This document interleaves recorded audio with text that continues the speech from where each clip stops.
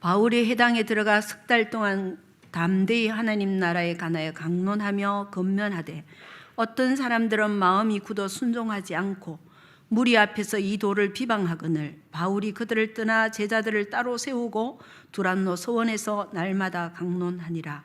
2해 동안 이같이 하니 아시아에 사는 자는 유대인이나 헬라인이나 다 주의 말씀을 듣더라. 하나님이 바울의 손으로 놀라운 능력을 행하게 하시니 심지어 사람들이 바울의 몸에서 손수건인 앞치마를 가져다가 병든 사람에게 얹으면 그 병이 떠나고 악기도 나가더라. 먼저 우리 신앙 고백하고 말씀 받겠습니다. 주는 그리스도시요 살아계신 하나님의 아들이시니이다. 아멘. 오늘 사도행전 19장 8절에서 12절 말씀을 통하여서 현장을 살리는 복음을 누리는 전도자라는 제목으로 우리 말씀을 또한 붙잡아야 되겠습니다. 여러분은 지금 평안하십니까? 또 여러분 지금 행복하십니까?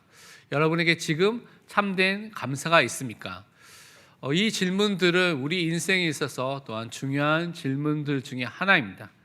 왜냐하면 우리 현실 앞에 무엇인가 무거운 짐 같은 현실의 문제와 사건과 어려움들이 있습니다.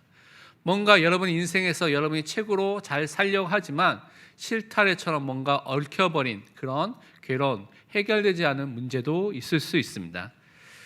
그 속에서 많은 사람들은 자기 나름대로 해결하려고 인간적인 방법도 찾고요.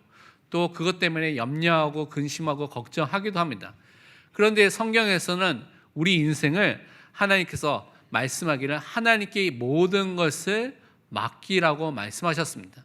우리가 갖고 있는 그런 염려와 걱정과 근심을 하나님을 바라보면서 기도로 바꾸라고 말씀해 주셨습니다. 시편 55편 22절에 말씀하기를 내 짐을 여호와께 맡기라. 그가 너를 붙드시고 의인의 요동함을 영원히 허락하지 아니하시리로다. 여러분이 갖고 있는 무거운 짐, 수고의 짐을 하나님께 맡기시길 바랍니다. 분명히 지금도 하나님께서 우리를 붙들고 계십니다. 하나님께서 여러분을 지키시고 계십니다. 그래서 여러분이 흔들리지 않도록 여러분을 보호하고 계십니다. 여러분은 하나님이 붙드시는 하나님의 자녀라는 그 정체성을 갖고 우리 현장으로 가야 될 줄 믿습니다. 이번 주 특별 새벽 기도를 하면서 여호수아 말씀을 통해서 많은 은혜와 또 많은 축복을 누리면서 오가는 길 가운데 예전에는 좀 말씀을 조금이라도 들었는데요. 그러니까 오가는 기간이 너무 짧으니까 말씀을 듣기엔 너무 조금씩 끊어지니까 그때 이제 찬송을 이제 듣기 시작했습니다. 찬양을 듣는데 이번 주에는 3가지 찬양을 좀 집중해서 많이 들어서 그 찬양 속에서 좀 많은 은혜를 또 누리고 하나님의 은혜가 무엇인지 좀 묵상하게 돼서 좀 나눠야 되겠다고 생각이 들었습니다. 찬양 중에 주가 일하시네라는 찬양이 있거든요. 그래서 주가 일하시네, 주가 일하시네 라는 것이 반복돼서 이렇게 나오는 것 찬양입니다. 주님을 신뢰하고 주님을 위해서 걷는 그 사람들에게 주님께서 지금도 일을 하고 계신다는 그 고백을 들을 때 우리 삶 속에 지금 하나님께서 역사하고 계시구나. 우리 눈에 지금 뭔가 안 보이는 것처럼 보일 수 있지만 하나님께서 우리의 삶을 통하여서 지금 역사하고 계시구나. 일을 하고 계시구나 라는 것을 믿게 되고 바라보게 됐습니다. 그래서 여러분의 삶 속에 여러분 계속 고백하시길 바랍니다. 진짜 주님이 여러분 삶 속에서 역사하시고 일을 하고 계십니다. 그러면서 예수로 살리라는 또 찬양을 듣게 됐는데요. 그래서 좀 몇 번 계속 들으면서 묵상하면서 가사 중에 나의 삶은 내 주 예수의 것이니 내 생명 다해 예수로 살리 내 모든 것 내 주 예수의 것이니 내 전부 되신 예수로 살리 라는 이 가사가 나옵니다. 그래서 그 가사를 들으면서 내가 지금 예수로 살고 있는가라는 부분들을 질문하고 좀 점검하게 됐습니다. 내가 지금 예수 안에서 살고 있는가? 예수를 위해서 살고 있는가? 예수 때문에 살고 있는가? 예수에 의해서 지금 살고 있는가? 라는 질문을 해보고 그래서 하나님의 은혜로 정말 예수를 위해서 예수로 살아야 되겠다라는 부분들 또한 결단하고 좀 붙잡게 됐습니다. 마지막으로 아무것도 두려워하지 말라는 찬양을 좀 더 많이 들었는데요. 계속 들으면서 가사들이 더 많이 마음에 남아서 또 가사에 대해서 부분을 여러분께 말씀드리겠습니다. 찬양을 해드리면 참 좋겠는데 제 목소리가 별로 좋지 않기 때문에 가사를 읽어드리겠습니다. 여러분 찬양 듣고 싶은 분들은 유튜브에 찾아보면 아무것도 염려하지 말라고 하면 여러 사람들이 여러분에게 맞게 부르는 찬양이 많이 있습니다. 그래서 여러분이 좀 들어보시면 되겠습니다. 가사는 아무것도 두려워하지 말라 주 나의 하나님이 지켜주시네 놀라지 말라 겁내지 말라 주님 나를 지켜주시네 내 마음이 힘에 겨워 지칠지라도 주님 나를 지켜주시네 세상이 험한 풍파 몰아칠 때도 주님 나를 지켜주시네 주님은 나의 산성 주님은 나의 요새 주님은 나의 소망 나의 힘이 되신 여호와여. 여러분이 세상과 사람 여러분 주변에 의지할 만한 배경을 바라보고 의지하면 여러분이 낙심하게 될 때가 오고 상처받을 때가 오게 됩니다. 무엇인가 그것을 의지하다가 무너질 때가 온다고 성경은 경고하고 있고 많은 예를 통해서 우리에게 말씀하고 있습니다. 그래서 우리는요 우리의 하나님이 되시고 우리의 아버지 되신 창조주가 되시고 전능자가 되시고 절대 주권자가 되신 그 하나님을 바라보시기를 바랍니다. 세상의 돈이 여러 문제를 해결할 수가 없습니다. 세상의 권력이 여러 문제를 해결할 수가 없는 것입니다. 살아계신 하나님만이 여러분의 인생의 문제를 해결할 수 있습니다. 그래서 하나님을 바라보시기를 바랍니다. 이 찬양을 들으면서 저는 다윗의 고백이 생각났습니다.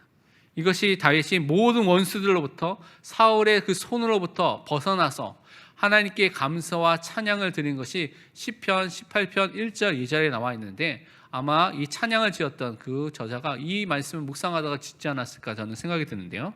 그 말씀이 무엇이냐면 나의 힘이신 여호와여 내가 주를 사랑하나이다. 여호와는 나의 반석이시요 나의 요새시요 나를 건지신 이시요 나의 하나님이시요 내가 그 아래에 피할 나의 바위시요 나의 방패시요 나의 구원의 뿌리시요 나의 산성이시로다. 하나님만이 여러분이 의지할 분이십니다. 하나님만이 여러분이 피할 수 있는 분이십니다. 그래서 여러분은 다른 것을 바라보거나 다른 것을 의지하지 마시고 오직 예수 그리스도를 바라보고 의지하시기를 바랍니다. 여러분 삶 속에 역사하신 하나님의 은혜와 그 역사하심이 있습니다. 그래서 다윗과 같이 우리가 잘 쓰지는 못하지만 여러분 삶 속에서 그 역사하신 하나님을 기억하면서 그 감사의 고백을 한번 남겨보시길 바랍니다. 그것을 통해서 묵상하면서 하나님의 은혜 속에 들어가는 또한 한 주가 되시기를 바랍니다. 오늘 예배를 통해서 우리는요 계속해서 주셨던 말씀같이 개인을 살리고 가정을 살리고 교회와 이 현장을 살린 오직 예수 그리스도의 복음을 붙잡고 우리는 현장의 응답을 오늘 확인해야 되겠습니다. 하나님의 은혜 속에서 정말 그리스도의 복음으로서 우리 현장이 회복되고 살아나는 그 응답 속으로 오늘 들어가야 되겠습니다. 본론은 우리 첫 번째 붙잡아야 될 것이 무엇이냐면 현장의 문제와 현장의 상황에 우리는 속지 말아야 되겠습니다. 오늘 9절에 보니까요 어떤 사람들은 마음이 굳어 순종하지 않고 무리 앞에서 이 도를 비방하거늘. 우리 현장에 가면 복음을 반대하는 사람, 복음을 비방하는 사람, 복음에 대해서 믿는 사람들 핍박하는 사람들이 분명히 있습니다. 근데 그것을 여러분 보시고 두려워하지 마시기를 바랍니다. 우리 가정 안에 부모님이나 배우자나 자녀나 가정에 있는 가문에 있는 사람일 수도 있습니다. 또 직장과 학교와 지역에 이런 사람들이 있습니다. 복음을 부정하고 반대하는 핍박하는 사람들이 있을 수 있습니다. 그런데 그런 사람이 있으면 여러분이 무서워하지 말고요 당연하다고 생각하시면 됩니다. 왜냐? 불신자의 상태는 사단에게 붙잡혀서 죄와 사망 속에 있기 때문에 복음을 반대할 수밖에 없는 상태 속에 있기 때문에 당연한 것입니다. 시편 56편 4절에 말씀하기를 내가 하나님을 의지하고 그 말씀을 찬송하올지라 내가 하나님을 의지하였은즉 두려워하지 아니하리니 혈육을 가진 사람이 내게 어찌하리이까. 여러분 하나님을 의지하는 하나님을 신뢰하는 하나님의 자녀 전도자입니다. 그렇기 때문에 믿음으로 하나님 말을 의지하고 바라보기 때문에 사람을 두려워하지 마시기를 바랍니다. 사람을 두려워하지 말고 그 사람의 생명을 주관하시는 그 하나님을 바라보시기를 바랍니다. 그 하나님을 경외하고 그 하나님을 두려워하시기를 바랍니다. 사도행전 12장에 보면 사도 야고보를 죽인 왕이 나옵니다. 그것이 헤롯 왕이죠. 그래서 사도 베드로를 감옥에 가두고 그 베드로까지 죽이려고 계획을 세웠습니다. 그런데 초대교회가 그 현장을 놓고 기도했을 때 하나님께서 천사를 보내서 베드로를 감옥에서 또한 살려주시고 나오게 하시고요. 또한 헤롯 왕을 천사가 가서 쳐서 충이 먹어서 죽도록 하는 하나님의 역사가 일어나게 했습니다. 왕이 모든 것을 할 수가 있습니까? 아닙니다. 생명을 주관하시는 생사화복의 주관자 되신 그 하나님만이 모든 것을 하실 수 있습니다. 그래서 우리는 그 하나님을 믿는 믿음의 사람으로 현장에 서야 될 줄 믿습니다. 그러면서 우리 현장 속에는 여러 가지 질병과 여러 가지 고통과 여러 가지 악기 들린 문제들이 그 고통과 재앙이 임해져 있습니다. 그래서 여러분이 눈으로 자세히 보면 그 현장이 사각지대와 재앙지대로 복음이 없어가서 죽어져가는 현장인 것을 여러분이 보게 되는 것입니다. 그래서 여러분이 이 복음의 눈의 현장을 바르게, 그 사람을 바르게 보시기를 바랍니다. 우리 현장이 뭔가 화려하게 보이는 그 현장일 수도 있습니다. 그런데 그 현장을 자세히 들여다보면 그 현장에 숨겨진 고통의 문제가 있고요, 그 현장에 저주와 재앙이 임한 현장에 문제가 있습니다. 오늘 11절 12절에 보면 하나님이 바울의 손으로 놀라운 능력을 행하게 하시니 심지어 사람들이 바울의 몸에서 손수건이나 앞치마를 가져다가 병든 사람에게 얹으면 그 병이 떠나고 악기도 나가더라 라고 말씀하고 있습니다. 얼마나 사람들이 많은 질병 문제에, 고통 문제에, 귀신 들린 문제에 시달리고 있으면 바울이 갖고 있는, 믿음의 사람이 갖고 있는 그것을 통하여서 그 문제가 떠나갈 정도로 사람들이 고통 속에 있다라고 오늘 말씀하고 있는 것입니다. 우리가 살고 있는 현장에 많은 사람들이 있지만 나만 장과 같은 상태 속에 있습니다. 뭔가 화려한 그 지위가 있고요, 화려한 갑옷을 입고 있고요, 사람들에게 명예와 친송을 받는 그 위치에 있지만 자세히 보면 그 갑옷 안으로, 그 뛰어난 그 능력 안으로 그 사람은 문둥병에 걸려서 살이 썩어가면서 죽어가는 상태 속에 있는 것입니다. 그래서 현장을 복음의 눈으로 보아야지만 정확하게 보고 그 현장을 진단하고 살릴 수가 있는 것입니다. 우리가 살고 있는, 또 우리가 가고 있는 지역 현장, 사업터, 직장과 학교가 모든 현장 속에 많은 사람들 속에 이런 영적인 또는 육신의 또는 정신적인 질병과 고통의 문제들이 있다는 것을 여러분이 보고 그것을 도울 수 있는 전도자로 서야 될 줄 믿습니다. 사도행전 10장 38절에 말씀하기를 하나님이 나사렛 예수에게 성령과 능력을 기름 붓듯 하셨음에 그가 두루 다니시며 선한 일을 행하시고 마귀에게 눌린 모든 사람을 고치셨으니 이는 하나님이 함께 하셨음이라. 현장에 이렇게 사탄에게, 마귀에게 눌려 있는 사람들이 있습니다. 근데 그 사람들은 오직 예수 그리스도로만, 그 그리스도의 복으로만 치유되고 해방되고 자유함을 누릴 수 있습니다.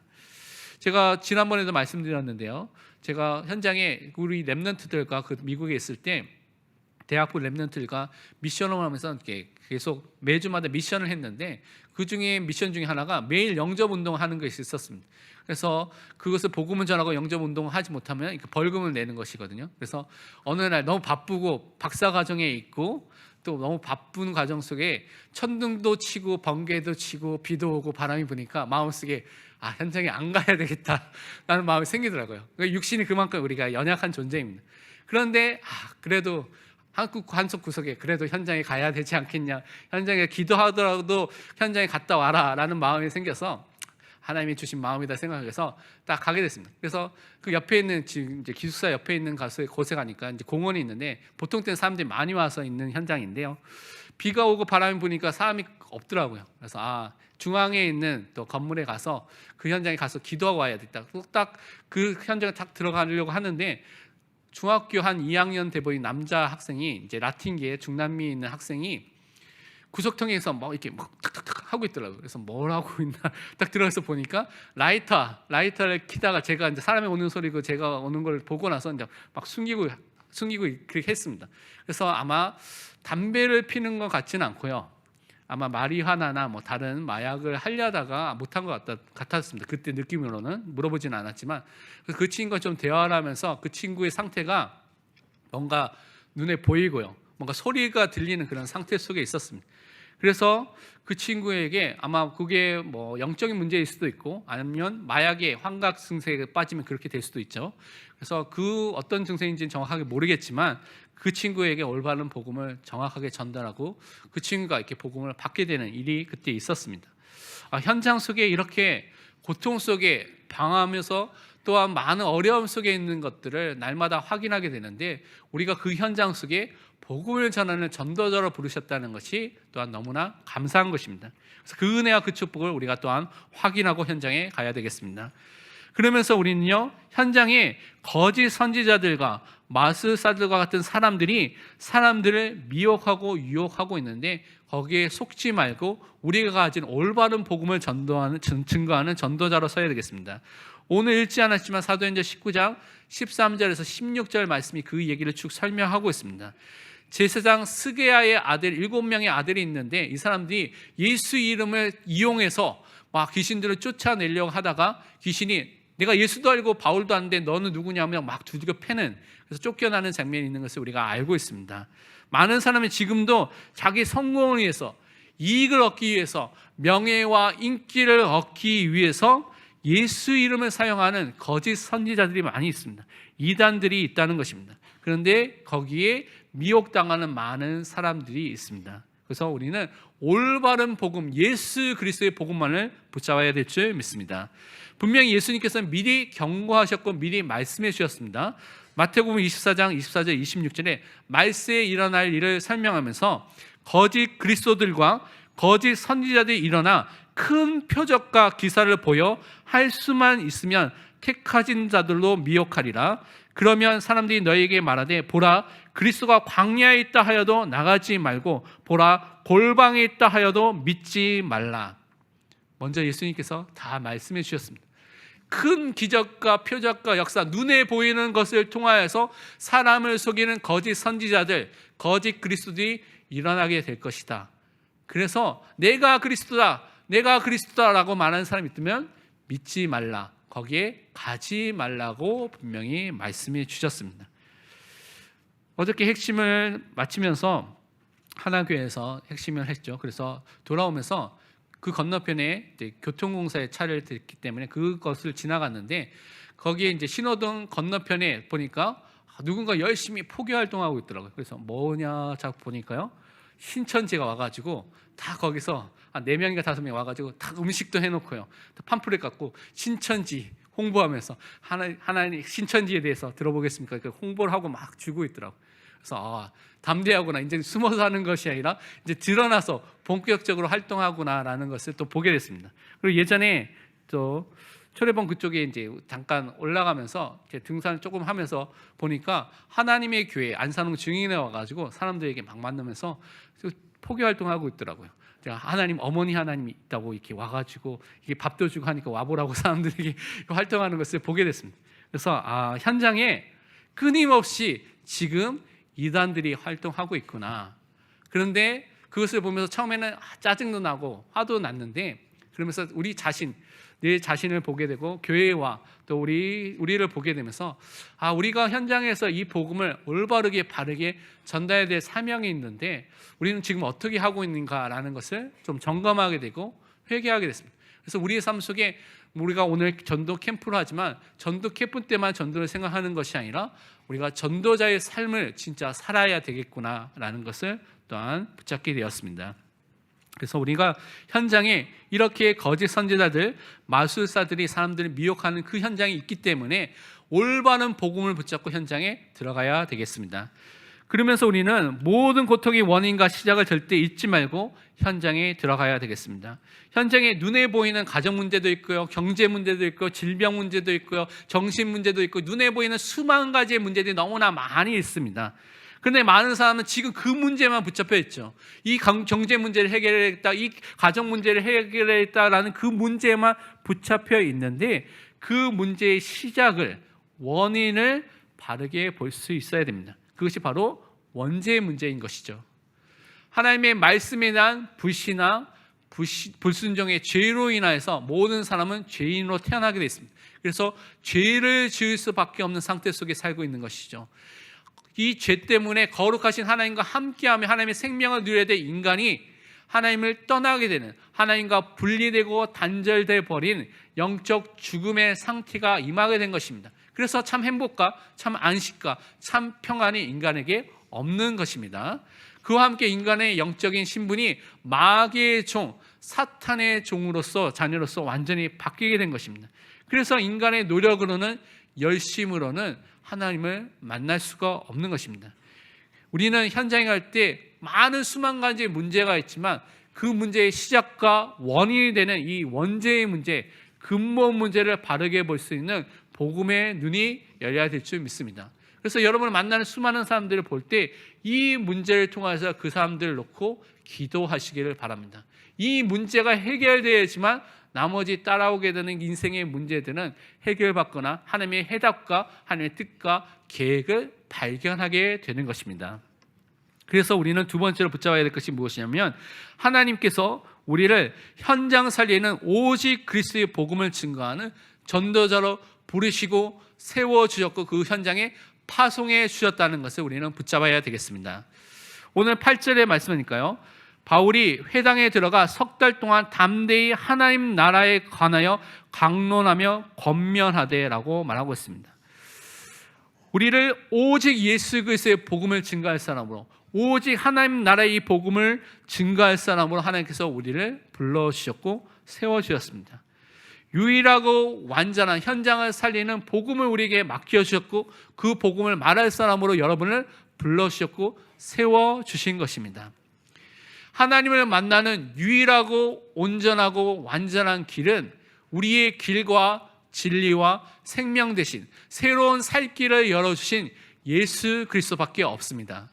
우리 현장 속에 많은 사람이 지금도 죄인으로 살고 있고 과거와 현재 미래의 죄 문제와 원죄와 자범죄의 문제 속에서 고통을 당하고 있는데, 이 죄 문제를 영원히 완전히 단번에 해결할 수 있는 것은 예수 그리스도의 십자가밖에 없습니다.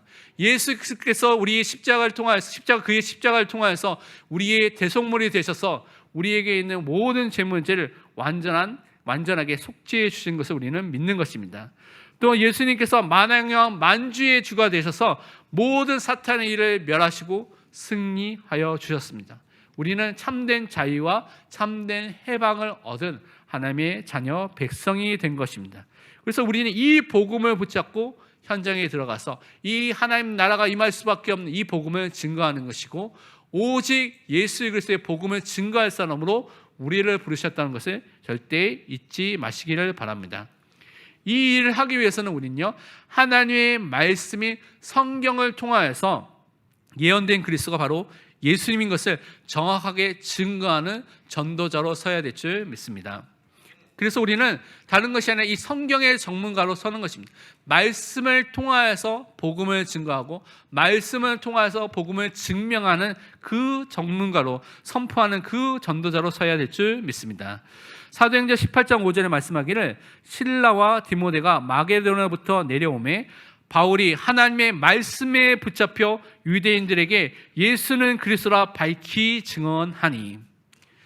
우리는 정말 하나님의 말씀에 붙잡힌 바 된 사람이 되어야 될 줄 믿습니다. 이 하나님의 말씀이 정말 나에게 읽어질 때, 묵상이 될 때, 그 말씀을 들을 때, 암송할 때 정말 그 말씀에 완전히 사로잡혀서 예수가 그리스도라는 것을 밝히 증명하면서 현장 속에서 증거할 수밖에 없는 전도자로 서야 될 줄 믿습니다. 그래서 여러분의 시간을 말씀을 듣는데, 말씀을 읽는데, 말씀을 묵상하고 암송하는데 여러분의 시간을 들이시기를 바랍니다. 그와 함께 우리는 9절 10절의 말씀 보니까요, 뭐라고 말씀하냐면, 어떤 사람들이 마음이 굳어 순종하지 않고 무리 앞에서 이 돈을 비방하거늘 바울이 그들을 떠나 제자들을 따로 세우고 두란노 서원에서 날마다 강론하니라. 2해 동안 이같이 하니. 이 복음에 전할 때 이 복음에 반응하고 복음을 따라오는 사람이 있습니다. 그래서 그 찾아진 제자들을 따로 세워서 집중 훈련하는 그 응답을 우리가 또한 누려야 되겠습니다. 복음을 여러분이 올바른 복음 현장에서 증거하고 말할 때 분명히 오게 되는 것이 핍박이고 반대가 일어나게 됩니다. 그래서 바울은 그것 때문에 복음에 반응하는, 복음에 따라오는 그 제자들을 따로 세워서 2년 동안 두란노 서원에서 그들에게 매일 이 복음을 강론하고 훈련을 시키게 된 것을 오늘 말씀하고 있습니다. 제자는요, 그냥 우리가 잘해줘서 위로해서 오는 것이 아니라 우리 모든 성도들, 연약한 사람들 우리가 잘해주고 위로하고 세워줘야 되겠죠. 근데 복음을 현장에서 곧바로 전할 수 있는 제자들은 복음에 반응하고 복음을 따라오고 복음을 행하는 사람들이 제자입니다. 그래서 그 사람들을 먼저 세워서 복음의 사역자로 세우는 그 일을 우리가 감당해야 되는 것입니다. 성경의 신약 성경에 대한 사본을 좀 보면요, 사본의 일부에서는 이 부분을 어떻게 설명하고 보충 설명하고 있냐면 오전 11시부터 오후 4시까지, 그러면 하루에 5시간이죠. 하루 5시간씩 복음을 매일 강론하고 가르쳤다고 말하고 있습니다. 그러면 따지고 보면 2년이면 몇 시간입니까? 3650시간입니다. 3650시간이라는 시간은 엄청난 시간이죠. 여러분이 매주 한 번씩 예배를 드리면 1년에 52시간을 말씀을 듣고 예배를 드립니다. 그럼 52시간씩 1년에 드리는 그 예배를 몇 번 드려야지 3650시간이 됩니까? 70년 드려야 됩니다. 그러니까 여러분이 70년 동안 그냥 매주 한 번씩 예배 드리면 70년이 되어서야 이 사람들이 듣는 그 메시지를 그냥 똑같이 듣는 그 정도의 수준입니다. 그러니까 그 부분보다 이 사람들은 너무나 집중해서 완전히 이 복음에 올인한 시간을 가졌다는 것을 우리가 확인해 볼 수가 있습니다. 사도행전 20장 31절은 바울이 또 이렇게 고백하고 있습니다. 그러므로 여러분이 일깨어 내가 3년이나 밤낮 쉬지 않고 눈물로 각 사람을 훈계하던 것을 기억하라. 바울이 지금 로마로 가면서 예배소 교회 장로들을 만나면서 이렇게 말을 한 것입니다. 3년 동안 너희들에게 복음을 밤낮 가르쳤던 것을 기억하고 그 복음을 붙잡고 현장에 전도자로 서라고 권면을 하게 된 것입니다. 이것은 바울만이 한 것이 아니라 사실은 예수님의 제자들이 또 예수님을 통해서 배웠기 때문에 이렇게 한 것이죠. 예수님은요, 제자들과 함께 3년여 동안 기간 동안 함께 동행하면서 동거하면서 그들을 가르쳤고요, 복음을 알려주셨고 함께 전도하셨고 또한 치유하셨고 본을 보여줘서 그들을 훈련시켜 주셨습니다. 그래서 예수님을 따라가는 모든 전도자들, 우리들도 하나님이 우리에게 맡겨주신 그 제자들을 올바르게 세워주기 위해서 그들을 세우는 집중 훈련을 또한 해야 될 필요가 있는 것입니다. 우리를 통해서 복음 받은 사람이 올바른 복음을 이해하는 사람을 서고요, 기도를 바르게 이해하고 기도하는 사람을 서고 또한 전도를 이해하면서 현장의 전도자로서 사역자로 설 수 있도록 그들을 키우는, 그들을 세울 수 있는 양육 시스템이 교회 안에 세워질 수 있도록 든든하게 또한 보충될 수 있도록 우리는 기도를 시작해야 되겠습니다. 그래서 교회 안에서 제자들을 집중하는 훈련을 시스템을 통하여서 현장을 살릴 수 있도록 기도를 하시기를 바랍니다. 또 10절 하반부에 보면 이렇게 또 말하고 있습니다. 아시아에 사는 자는 유대인이나 헬라인이나 다 주의 말씀을 듣더라. 이 제자들이 살고 있는 예배소 지역에 살고 있는 지역의 모든 사람들에게 복음이 전달되는 말씀 운동이 일어난 것을 말씀하고 있습니다. 그래서 우리는 이 전 지역에 복음이 전달되는 말씀 운동에 쓰임받는 전도자로 설 수 있도록 기도를 시작해야 되겠습니다. 2년 동안 매일 5시간의 말씀만을 받은 거고 훈련만을 받은 것이 아니라 그 남은 시간이 있겠죠. 그 남은 시간에 현장에 가서 전도하고요, 말씀을 전하면서 말씀 운동을 하게 된 것입니다. 그래서 우리에게 먼저 하나님께서 은혜를 주시고 복음을 주시고 훈련을 시켜 주셨기 때문에 그 은혜의 복음을 가지고 그 영광의 복음을 가지고 현장에서 이 복음의 말씀을 전하는, 생명을 전하는 생명 운동이 일어날 수 있도록, 말씀 운동이 일어날 수 있도록 기도를 시작해야 되겠습니다. 이 운동을 통해서 그 지역의 모든 사람이 복음을 듣도록 하나님께서 일하셨고 하나님께서 성취하셨습니다. 로마서 1장 16절에 말씀하기를 내가 복음을 부끄러워하지 아니하노니 이 복음은 모든 믿는 자에게 구원을 주시는 하나님의 능력이 됨이라. 먼저는 유대인에게요 그리고 헬라인에게로다. 우리가 이 복음을 전할 때 하나님께서 예정하시고 하나님께서 선택하신 그 사람은 하나님의 시간표 속에서 이 복음을 받고 이 복음을 통하여서 하나님이 원하시는 그 제자로 세워지는 응답을 분명히 주시게 되는 것입니다. 복음을 통하여서 듣고 살아나는 그 응답을 우리 현장에 분명히 주실 줄 믿습니다. 누구든지 그리스도 예수 안에 있으면 새로운 피조물이 되는 것입니다. 그들의 과거와 그들이 갖고 있는 문제와 그들이 갖고 있는 많은 어려움들이 그리스도 안에서 옛것이 지나가고 그것이 새것이 돼서 복음을 전할 수밖에 없는 발판으로, 복음을 말할 수밖에 없는 수단을 하나님께서 모든 것을 바꾸어 주실 것입니다. 그래서 우리는 현장 속에 이렇게 찾아진 제자들을 갖고 집중 훈련을 시키며 또 다시 전도 운동을 통하여서 또 현장의 모든 사람의 복음을 다 듣도록 그 속에 찾아진 제자들 또 훈련시키고 또 그것을 통해서 파송하여서 그 현장 속에서 또 다른 제자를 세울 수 있는, 계속해서 성경적 전도 운동이 일어날 수 있도록 그 응답을 누리는 모델 교회의 응답을 또한 누려야 되겠습니다. 그러면서 현장 변화와 말씀의 확산의 응답이 분명히 결과로 우리에게 주어집니다. 그래서 그것을 누리는 전도자로 서야 되겠습니다. 여러분이 현장에 복음 운동과 말씀 운동이 계속 지속하면 반드시 일어나는 일에 대해서 사도행전 19장 18절에서 20절에 말씀하고 있습니다. 믿은 사람들이 많이 와서 자복하여 행한 일을 알리며 또 마술을 행하던 많은 사람이 그 책을 모아 가지고 와서 모든 사람 앞에 불사르니 그 책값을 계산한 즉 은 5만이나 되더라. 이와 같이 주의 말씀이 힘이 있어 흥왕하여 세력을 얻으니라. 여러분이요, 여러분 현장에 이 복음의 말씀을 증거하고요, 이 생명의 빛을 비추면 현장의 흑암의 권세가 무너지게 됩니다. 무당집이 떠나가게 되고요, 점집이 떠나가게 되고 현장의 모든 영적인 그 잡고 있던 흑암 권세가 무너지는 영적 변화가 분명히 일어나게 되는 것입니다. 그 증거를 갖고 있는 분도 있고 그것이 지금 현장 속에 일어나는 분들도 분명히 있습니다. 그 현장을 바르게 보면서 우리는 계속해서 복음으로 예수 이름으로 영적 싸움을 싸우시기를 바랍니다. 또한 그 현장 속에 이 일을 통하여서 사람들이 자신의 잘못을 회개하고 돌아오는 일들이 일어나게 되고요, 모든 우상 숭배했던 사람이 복음 앞에 예수 그리스도의 이름 앞에 무릎을 꿇고 예수를 주로 고백하는, 시인하는 그 응답의 역사를 하나님께서 분명히 주실 줄 믿습니다.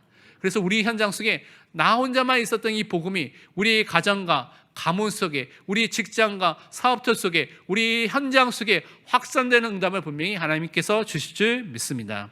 그것이 말씀 붙잡고 기도하는 여러분을 통해서 하나님께서 분명히 하실 줄 믿습니다. 데살로니가후서 3장 3절에 말씀하기를 주는 미쁘사 너희를 굳건하게 하시고 악한 자에게서 지키시리라. 신실하신 하나님께서 우리를 흔들리지 않게 붙잡고 계십니다.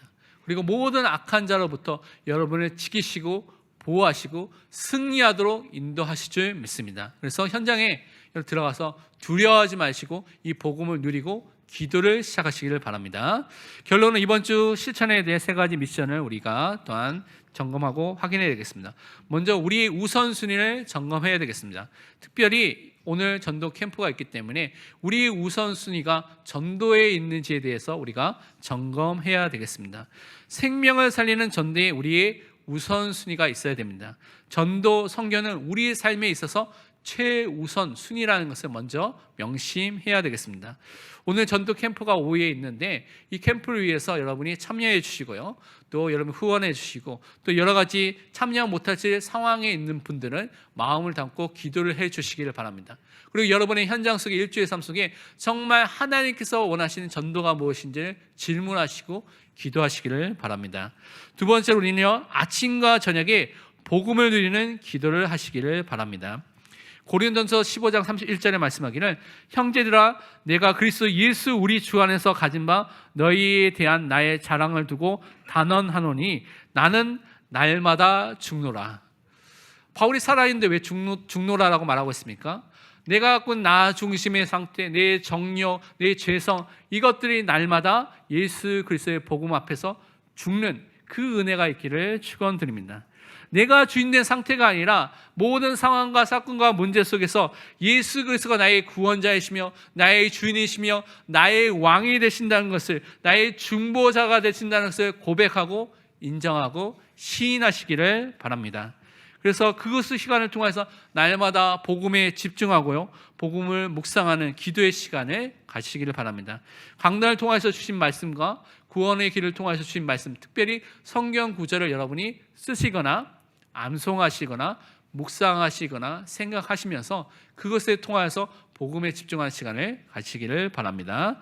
마지막 세 번째로, 우리에게 있는 많은 문제와 사건이 있습니다. 근데 그 문제와 사건은 감추어진 하나님의 일이 있습니다. 하나님의 뜻이 있고 하나님의 계획이 있습니다. 그래서 속지 말고 낙심하지 말고 말씀을 통하여서 하나님의 뜻과 계획과 하나님이 하실 일들을 발견하시기를 바랍니다.